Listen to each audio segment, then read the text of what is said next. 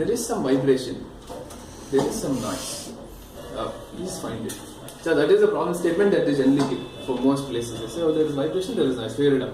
So we have to start by identifying what are the various motors, what are the various bearings present, what is the functionality of the machine. So for example, this machine is a big machine, about 20 feet long, 20-25 feet long. It manufactures a cylinder which holds the steering column for vehicles. So they have different diameters for the cylinder, and it holds various pipes of different sizes for different vehicle sizes. So let me show the photo. So this is the machine.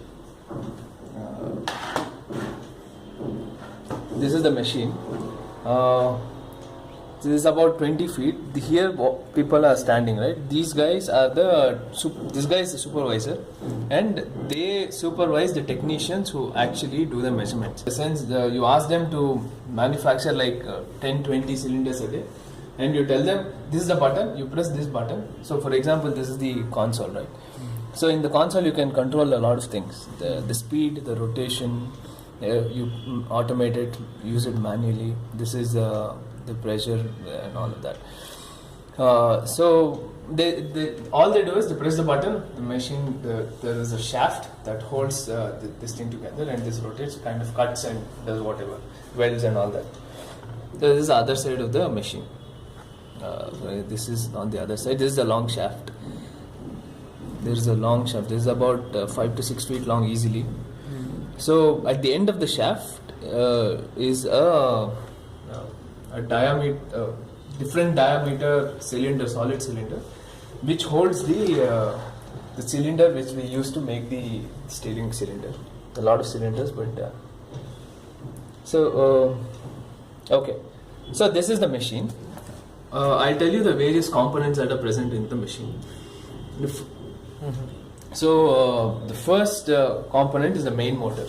The main motor is here. Oh, sorry, here. You need not shift. It's okay. The main motor is here. So this essentially drives the main cylindrical shaft. Yeah. So this is the main motor, which is the mic. So the main motor, because it's big, it is about 80 HP motor, 80 or 85 HP motor, which runs at a standard of about 1440 RPM. That's 1440 rotations per minute with a max of about 3000 RPM. That's the main motor. So the main motor is fairly massive. It is connected to a blower. So this is the blower. This is the blower on top. The blower essentially is used to cool the motor. So it keeps the hot air going out and such. So the motor is also connected to a cooling motor in addition to the blower. So the cooling motor is this one. This is the one. This is the cooling motor. It's connected to the motor. So on this side you should be able to see it. The cooling motor is on this side. This is the main motor, and this is the blower. Not be a little, but yeah, that's the rough idea. So here's the cooling motor. This is the big motor and the blower. Okay. So if you see here, the main motor itself is connected to a belt drive. Can you see the belt drive here? So the belt drive is used to transmit the power, and they have a gearbox there, I believe, which changes the gear ratios to transmit power at different frequencies. So this belt drive is connected to the shaft. Here is the shaft, and the shaft runs like this. So here you can see the belt drive connected to the shaft. The shaft runs through along the length of the machine. There is a movable part. It moves like this, where we can fit the steering column cylinder. So that's about the machine. So if you see here, you can see because the length of the shaft is so long, connected to the belt drive are two bearings, one here, one here. So you can that comes in this cylinder, in this box. So along the length of the shaft there are three more bearings. There's one here, one here, one here. So you can see the bearings. So that is connected to something called as the crusher motor, whose function exactly I'm not sure, but this is the end. So there is we put our cylinder here. That is our final product, right?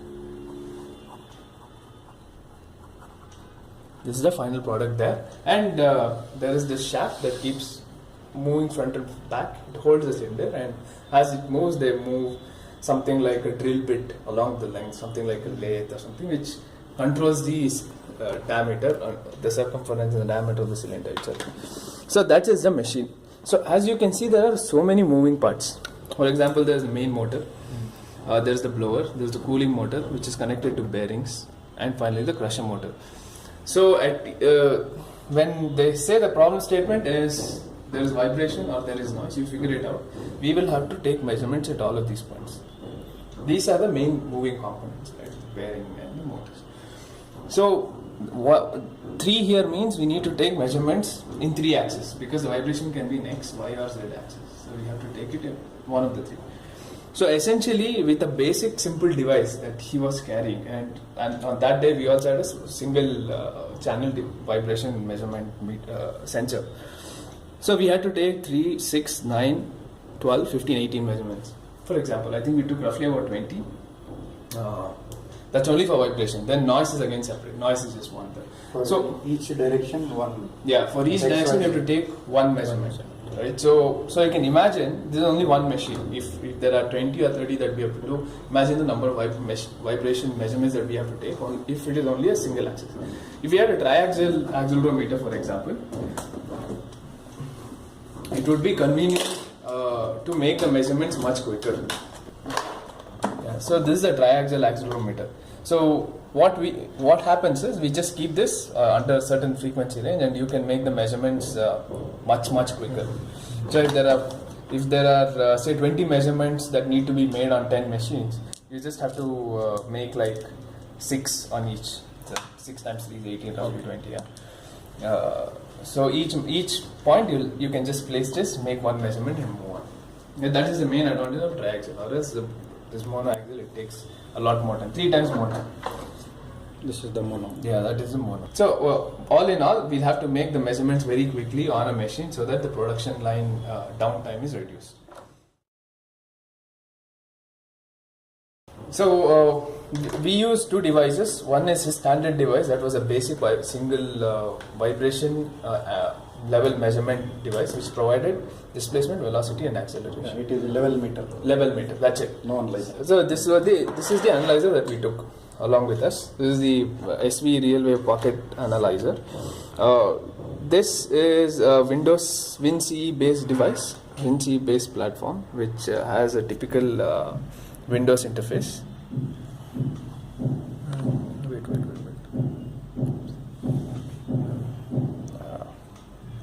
With a keypad which is more comfortable, and more importantly with a touch. About the peripherals, you can explain them. Correct. Yes. So along with the device, we also carried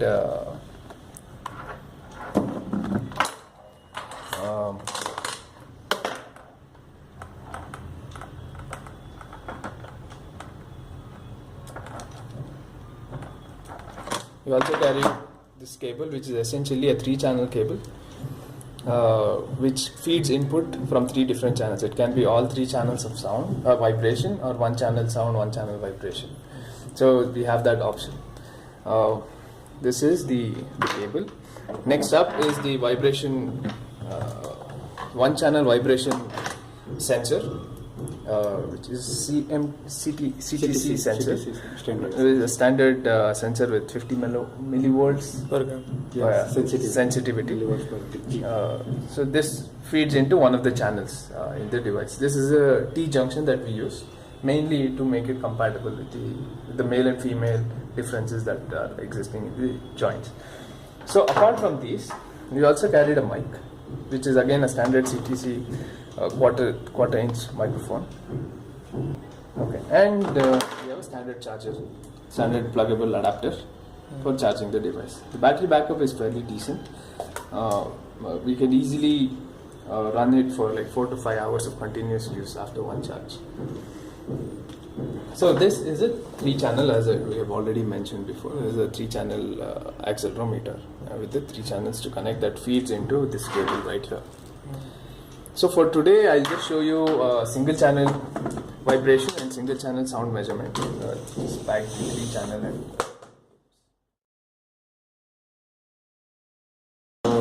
device has a few slots that are available. Here is an SD card slot. We have an SD card. It's a fairly standard SD card that we can plug in into the device. Right next to it is a reset button that we use to reset the device just in case there is we get Windows blue screen of death. On the other side, we have a USB connector. It's a proprietary connector, but it goes into the USB. Can connect to PC. Yeah. So it goes into the PC with the standard USB 2.0 cable. The other one is an audio jack output, which incidentally we went to meet one of the customers and they wanted to test if this works. So that guy bought an earphones, plugged it in, and it worked. So the final one is a charger. You connect the adapter. So this is about the device itself. The device also has a stylus, but we've lost the stylus and we're using a pen. So the stylus is much more convenient, though it has some disadvantages that I'll explain. So first, let me connect the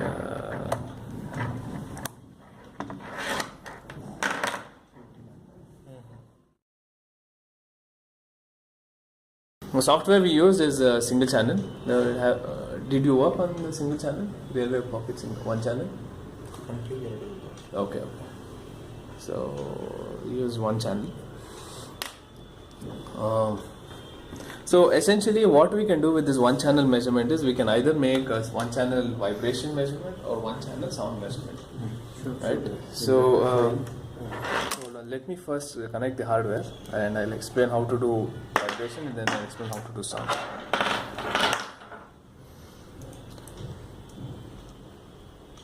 This is a T junction to make it compatible with the other end of the sensor. So this one is for sound, right? This is the mic for sound. We'll do that in a bit. And this is the vibration sensor. So it's magnetic, which is definitely advantageous because we could stick it in there and just wait for the vibration to begin. Okay, so right now I've connected a single channel vibration for vibration measurement sensor. So essentially we can go. So there is a menu that is not clearly visible in the video, but essentially it says file. Okay. So in the file, first thing we do is figure out which software version we're using. Use about Realwave. So, oops, sorry. So it's a slippery thing.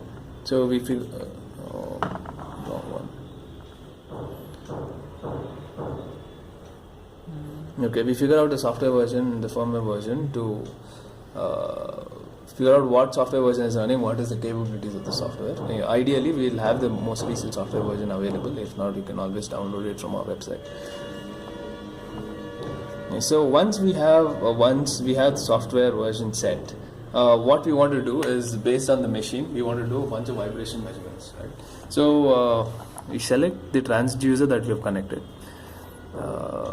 Transducer and calibration. This is how I did, assuming. So it's an accelerometer. It was 50 millivolt per G. We changed it to 100 millivolt per G. Because the RPM was low. So it was very easy to. It depends on this sensitivity of this. Yes. Here to focus. Yeah, the sensitivity is 50 millivolt per G. So that is the minimum sensitivity for all frequencies. So. Okay. So at least for the measurement, we used. Before I selected the accelerometer, changed the sensitivity. dB reference, I did not mess much with calibration and all of that. So I just say okay. The other option is I can select a microphone, which we can do later and. In a single channel. It's all single channel. So the software supports only single channel. So you can only do one channel measurements here. Itself, let me explain the screen before we start making the measurements. Yeah. So to start off with, let me go to the view option. We can do the following measurements: VLM, that is vibration level meter; SLM, that is sound level meter; FFT is fast Fourier transforms; spectrogram, present some kind of a heat wave that shows which frequency has the maximum vibration. It's another way of looking at the vibration. Then there is octave, then you can select 1/3 octave, 1/6 octave and regular octave. RPM is rotations per minute meter, which has a laser and it measures the number of rotations that a motor has per minute. Okay. Right? So that is about the various measurements that are available and the various display options. So for example, let me select for VLM, SLM. I can select display options. The frequency can be in hertz and cycles per minute. Then auto scaling essentially changes the scale of the graph. That can be changed every 5 seconds, or you can do it manually. So the range is fixed. So for example, if I keep only one and I say okay, here you'll only get velocity. Yeah, it is enabled. Yes, other two are grayed out, it is disabled. So let us say display options and not display, analysis options. Analysis options. So every time it will be first recording all the values. Yeah. Yes. So analysis option, now I have selected both velocity.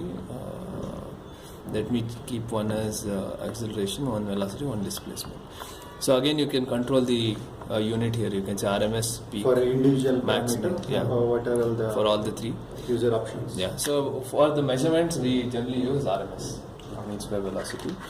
And the unit is kept as millimeters per second square. So let's keep it as common across. And here you can see linear or log scale. Okay. So if the vibration, the variation is too low, we can probably use log scale, if not linear. And here if we declare like all three are the same parameters, it will be... Yeah, it'll be the same. So right now we've kept it as acceleration, velocity and displacement. Right? I say okay. Here I get acceleration, velocity and displacement. Because what if basically happens like all three parameters are kept only with the kind of acceleration or kind of velocity? Yeah, so Be the same. I think it won't allow.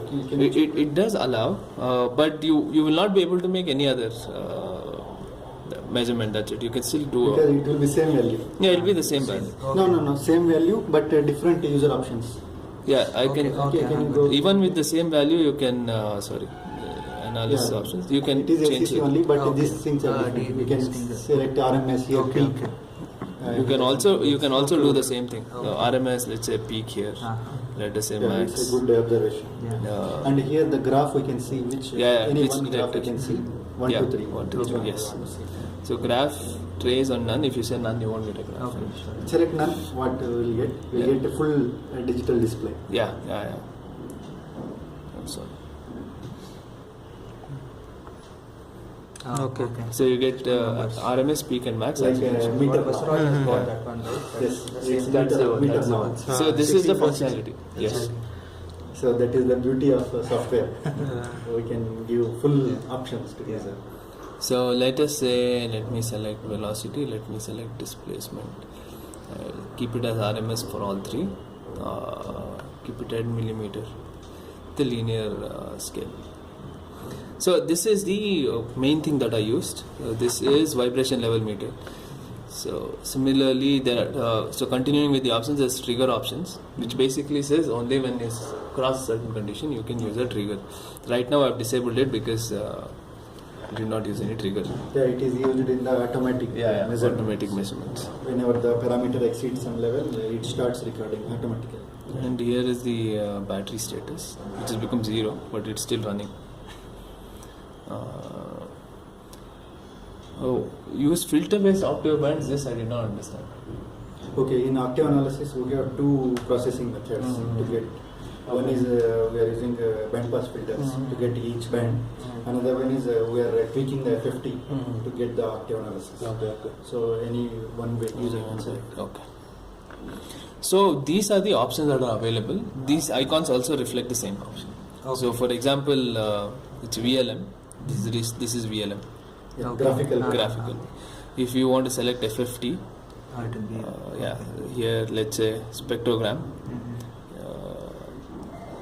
and octave measurements. Into RPM. This is octave. I can select the same here. This is our FFT. This is spectrogram. This is VLM measurements. This is octave band. This is RPM measurement. Similarly, the display options. I click here. This is the display option. This Display is of the individual. Yeah, individual lines. And let me go here. This is analysis options. Vibration level. This is the same window. So essentially, whatever is here in that view, we can do it here. In Graphical form. That is the only thing. It's hardly only one view at a time only, right? You can view only one at a time, but when you record, you get all of these data. Okay. You can export it, and you will anyway analyze it on the computer. To switch the view, we need to stop and switch. Yeah. But in 3-channel mode, in parallel, we can switch without interruptions. We can go. So some of the okay, let me go through the demo then. I will do a vibration of a cell phone. Yeah. For lesser impact. Oh, you're calling me? Good. Let's say there are two options here. One is the recording option, the other one is called as the arming mode. So on arming mode, you are essentially just turning it on, then measuring. You're not recording. So let us say. So there is little or no displacement, and a lot of acceleration, and No, you took a millimeter. oh yeah. We need to take So micrometer. now we can make some adjustments. Say I can stop and I can control the analysis options. Units. I hope it went to analysis. Yeah. Let us select Displacement, this one. Displacement, micrometer. So let us see how it comes. Can you call me again? I hope my phone will work after this experiment. It works. So that will give some confidence to people viewing this video. Yeah, it's a demo for Apple phone also. Chalo, we'll start. Yeah, just okay. How it stand magnetic Yeah. field. It's So there is a lot of so acceleration. each vibration is giving a peak. Yeah. That is a observation. Yes. Okay. So now you can see the micrometer displacement. No, there is a micrometer change as well.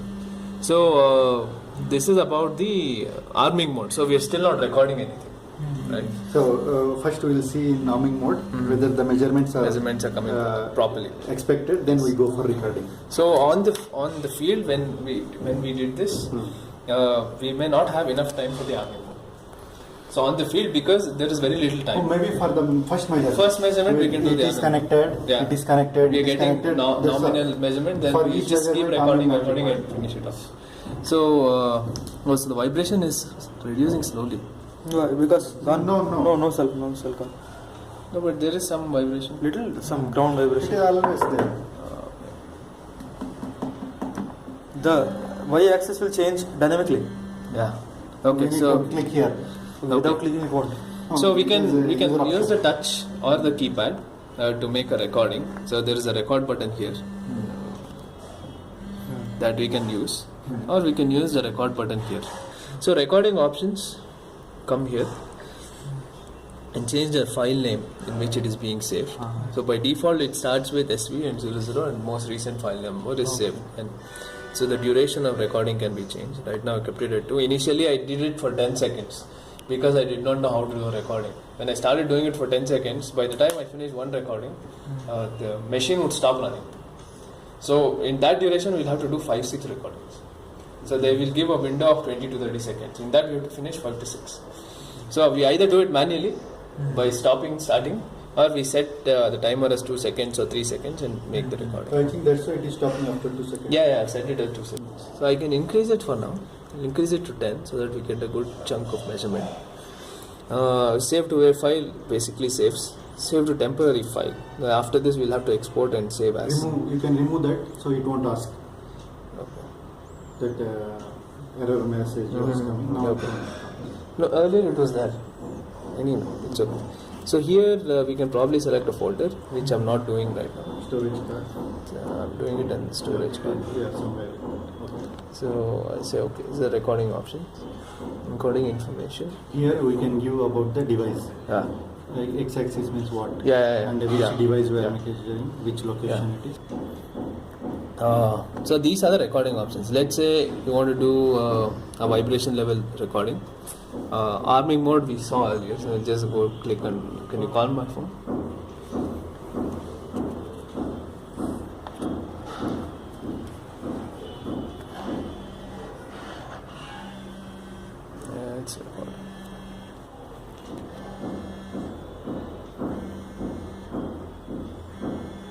So essentially this scales up every 5 seconds depending on the size of the. So 10 seconds are done. Let us say we can export as text or Excel or Matlab. Let us select text for now and select graph export as well. Earlier I did not do this. It can be a bitmap image or a JPEG image. So for every file you get an option. Yeah, this is what he was asking. So what I used to do once every time I did a recording, I would save as again. So I can change the name here. I can say export. Exported. If I say export, it'll automatically export. Let's say VLM on graph as well. BMP. Let's do an Excel sheet. Let's export. So it is available on the storage card. Okay. So what we can do is we can also open that file and relook at it. It's a WAV file. Small device. So it essentially it's replaying the data. And the beauty for this is we can change again the option. Correct. And we can see again. We can check for acceleration. Now it is velocity. Can we check it for acceleration? Yeah. Some new reading. Let's make another reading. And we'll look at all the options. Same one with acceleration. Okay. What are the changes? The only change will be here. We have to make the display change because the data is already saved. It is just WAV file is already saved. It's just replaying data from there. Let us say okay. Let us play this. So it shows acceleration millimeters. No, it will go. The user feel that that measurement was not appropriate, so you can change the option and do it again. So the graph without going again that field. So the graph right now is showing acceleration. We can change that as well. Let's go to display options. Not display options here. Sorry. Analysis options, and we change the detector. Right now it is showing acceleration. We can change it to detector 3, which will show the displacement graph. So if we play it, it will show the graph for displacement.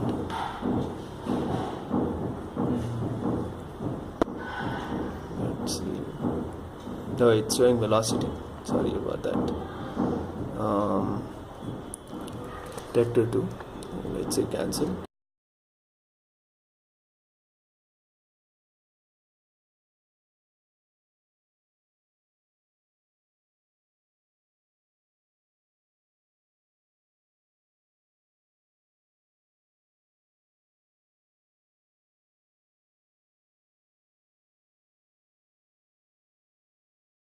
Come to the FFT. In FFT we take a measurement. We've arranged the frequency range so that it's easy to view. Let's see where the frequency range is. So it is much lesser. So the peak is at peak is here 192. So we can change the display option right here to control this. Let's select only 200 on the linear range and run it and see how the frequency changes. Okay, so we need to take about 1 kilohertz.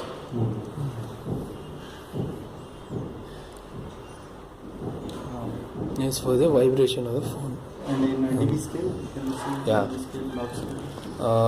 Let us change this to cycles per minute. 6000. Let me change this to log scale. This is not in the no? No, it's not being used. Let me remove it. So similarly, we can monitor the power RMS of it. Let's say RMS range is 40 to 120 dB. This is log scale. This is log scale. So it says 480 CPM is where most. Oh, it comes till 30k CPM as well, but the range is very low. So most of the measurements come within 480 to. The peak is about 4000 cycles per second. So if we do it on linear scale,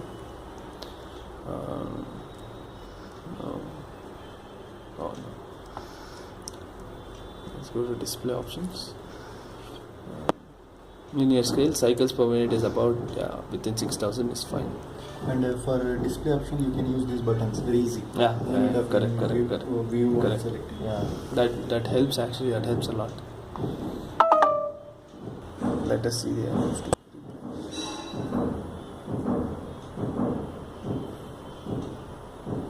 Okay, so this is about the FFT.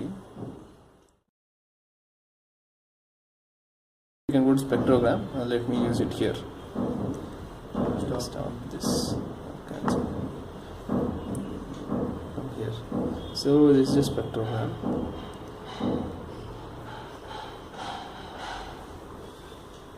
This is what it got displayed, right? In small device, so many things. Why can't you make it PC?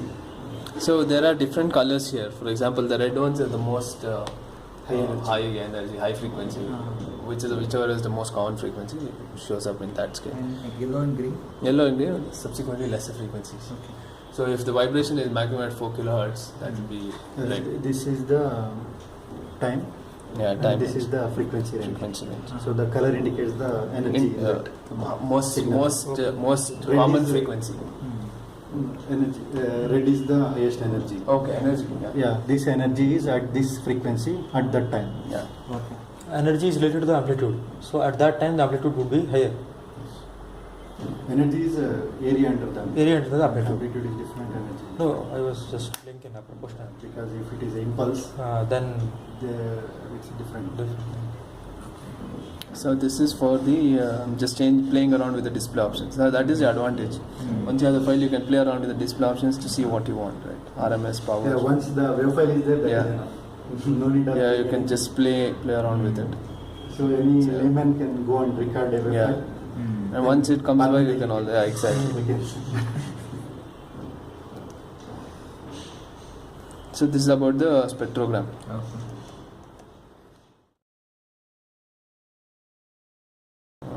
Finally, octave analysis. Hey, use this button. Oh, sorry. Yeah, spectrogram. Very easy to use. And Very clear. yeah. Octave analysis. Let's play and see what it shows. Now again, dB level. So what is the base behind octave? As in, does it clubs some frequency? Whether it's like band pass frequency, one octave is a band pass frequency, another band is a band pass. There are integer multiples of the. So again, we can control what is the velocity, what kind of window do you want, number of octaves, 1/3 octave, This is frequency weighting. frequency weighting. But weighting is mainly used in sound, right? Yes. So, probably in frequency less so. In sound it is used. So 1/3 octave. So this is the level of vibration. Similarly, we can through analysis options, display options to see what. Again, display in terms of power, RMS and peak. You can change this. Change it into millimeter, scale, linear, log.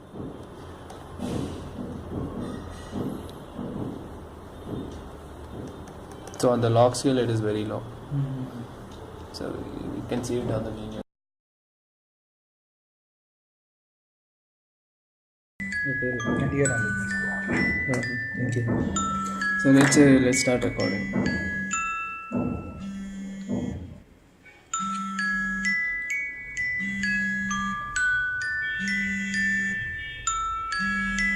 Only sound possible. Now it is vibrating and. Yeah, only sound. I think it's recording only sound. So I'm exporting it as a text and graph. Let's change it to Matlab. But Wait. what's where's the speaker? Here the vibration sound is also coming. Yeah, that's Not okay. chalega, it's not a problem. Sound. Can we see the level, SLM level? Yeah. This is F50. Let's see. Yeah, this is one. We play. We open the file. Oh, you can replay button is there, right? Way to open. Yeah, replay is there. I just opened it just to make sure that the same file plays or doesn't re-record. The dB level and This is a dB you level. can see the graph. If we double click here, that graph. This I'm not seeing. And if I want to see this, I can Specific double click graph. this. AEQ मतलब amplitude equalization sound pressure in what is that? LAEQ Equivalent sound level of A weighted signal. A weighted Yeah, signal. go to user options. Here we can see two detectors for the same channel. You can select A weighting, B weighting, C weighting, C weighting. What is this?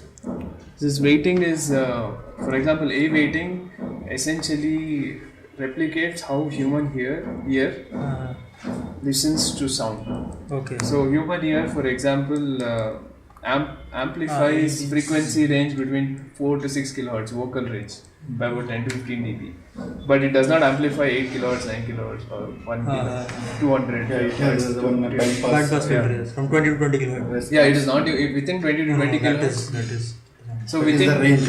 yeah, but even within 20 to 20 kilohertz, there is a specific range, mainly voice, that human ear amplifies. Yeah, if we won't apply it, the device will be showing a huge value, Yeah. but we will be not able Not to listen. able to hear. So it Yeah. gives misconception Yeah. that device is on. So if we apply the weighting, our auditory system response and device response will be same. Okay. So A weighting is that it essentially A, B, and C. No, A weighting is what your ears human- hear. human ears. B weighting is different, where it has a flat response for a frequency range of 1 to 10 kilohertz. Okay. So that is that is used in a combination. So for A weighting, it shows between 4 to 6 kilohertz. It has high amplitude. If you want to specifically see which frequency, then you can use B or C weighting as a combination to figure out which frequencies in some. So that is for more granularity. That is A, B, and C. Z is no weighting. Everything else is not applicable for human ears because it does not. You will not be able to hear it, or it will not be noise for your ear. Yeah, Z is a full range. Z is full range. Flat. So that is the idea of weighting. Let's look at again. The same things can be seen even on this. That's Sound spectrograph, for Yeah. FFT analysis. FFT analysis. Yeah. Active on the sound. Spectrogram on Yeah. sound data. Let's go You can to just replace. FFT and play it to get an understanding of what is the frequency range. It's essentially in the 1 kilohertz to 4 kilohertz range. The sound. But while we're checking the vibration, it Yeah. has many Lower level frequency. harmonics. Yeah. So then we can change the display options to control that. Let's say linear scale, range. Let's keep it at 4. Let's play this and see what happens. So in the linear scale, it is getting more distributed. So essentially, you can do this combinations to figure out where exactly is which component of frequency has a lot of sound. Can we open the JPEG file? Yeah, take a screenshot of this, export this, and I've exported it. We'll have to open it in the computer and see. Yeah, here it so is. maybe with a little tweaking we can make a report also here. Yeah, that makes sense. Can it be exported? With meaningful data also here. Okay. There's some here. So this thing we can use for a report. Yeah. So that's about the sound as well. I can replay it with RPM octaves. sensor I requested. Once we get, we can make some small motor and rotation and RPM mode. We can see. Yeah. So in addition, you can listen to this sound as well by connecting. Can you it. Thank you for watching the video. Hope you guys enjoyed it. Okay.